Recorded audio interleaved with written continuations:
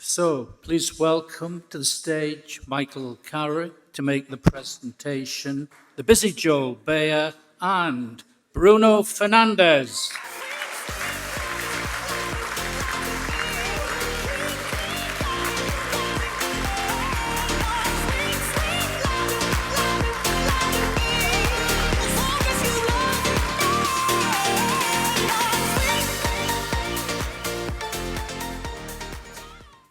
I'm too tall for this mic.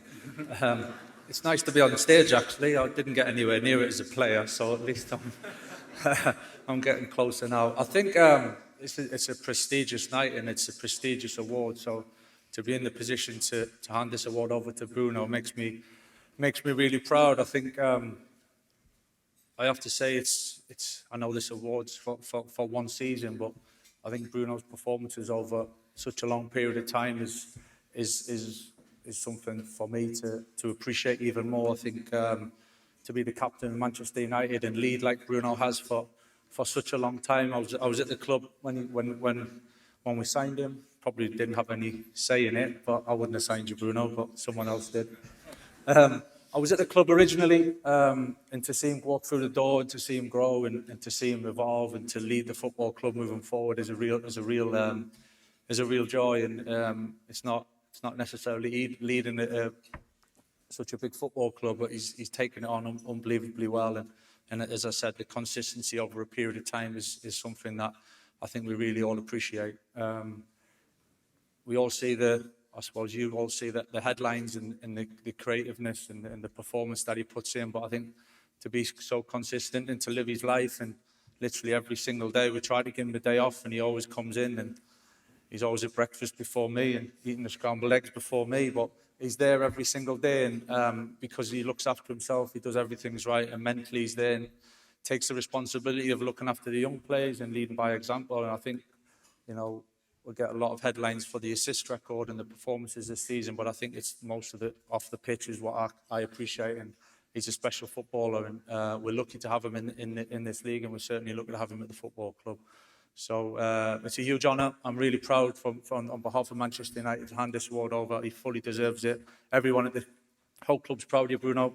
The players, I think you could see, by the way, everybody celebrated when for that assist the other day, and how much it meant to the rest of the group. Even Senna came the full length of the pitch. I've never seen him run so far, but he come to celebrate, and it just shows the unity and the collective spirit and what everybody thinks of you. So well done, Bruno. Congratulations.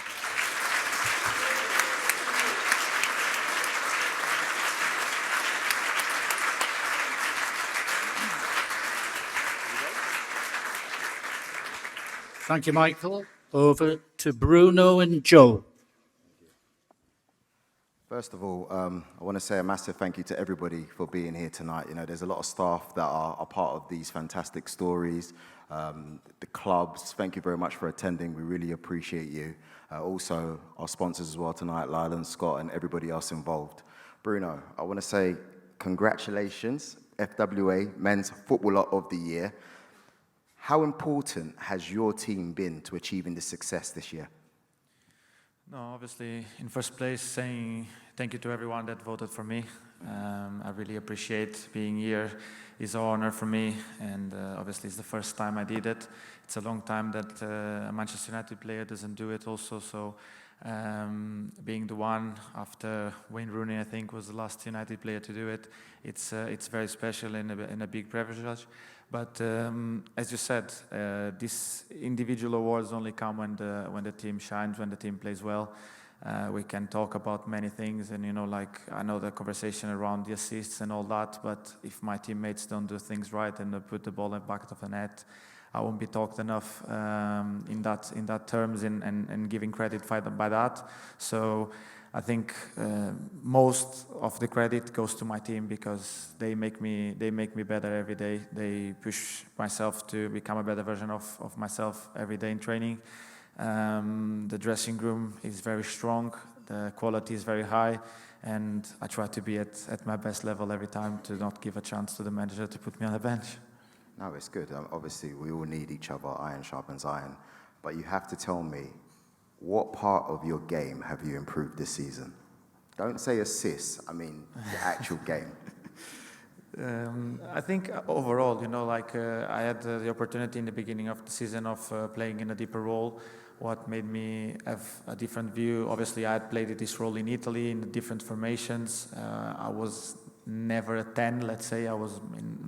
Through my youth, I started as a centre back, to be honest. Normally they say when you don't have quality, you start on the top end of the pitch and you go down. Probably I had a bit more quality, so I went up every step through my career. So playing as a 6-8 on a double pivot helped me a lot to have a better view of what my teammates behind me have and need from a number 10 in terms of positioning, in terms of helping on the press, in terms of giving the better line of pass and understanding also different moments where to speed up the game, slow it down. But I try to improve myself overall every season because I think it's never too late to get better. For sure. I mean, last week and also earlier on today, we were talking about, how tight it was between yourself and Declan Rice. It's been a talking topic. What is it that makes you respect players like him? Like, how do you judge someone like him and go, I like him? No, first of all, obviously, I've met Dec in vacations. We went to train together, and I think probably when you get to meet people and you try to understand better their background, the way they behave and everything, because people are different on a football pitch, like you want to win, you want to beat your opponent, and you don't look at faces or names or whatsoever. So I had the chance to train with him. I saw how professional he was, how eager he was to learn and to become better also. And I think he's getting his accolades now. He's improving a lot and improving the team he plays for also. So I think that's the best a player can have when he improves the people around him. That makes a player being so special. And I think Dec is up there with the best players in the Premier League without a doubt. And I think this season is being just one more season where he's being great, because I don't think he's being any different than other seasons. But obviously when your team is shining and winning and getting close to big accolades, every individual comes closer to that. Everybody talks about your leadership on the pitch. Tell me, what kind of leadership do you show that people might not see off the pitch? No, obviously, I think I couldn't say better than what my manager just said. I think everything he said makes me very proud, more than having people saying that I'm very good at doing assists, scoring goals, or whatsoever. I think the human being behind the footballer and the person I am, and the way I was raised by my parents to behave and to be as a human being is much more important than what actually I do on the pitch for my football team, for my teammates, for what I need to do to help them.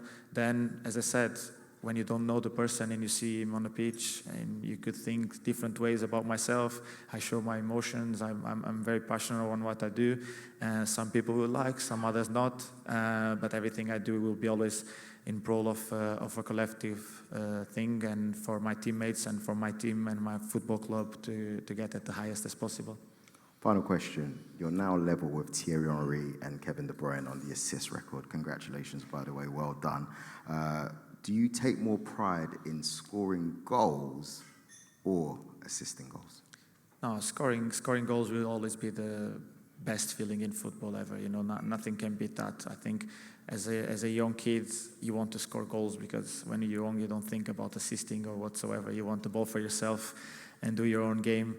Obviously, I know is a big part of my game, serving my teammates. It's why I'm there, and it has to be in my mind doing the best decision for the team, for my teammates, and I think seeing the joy in their faces is something that is really enjoyable for me. But I think scoring goals will always be the greatest feeling a player can have. Really, really quickly, there's always criticism around you. How are you dealing with that? No, well, I don't mind it. I think people can have opinions.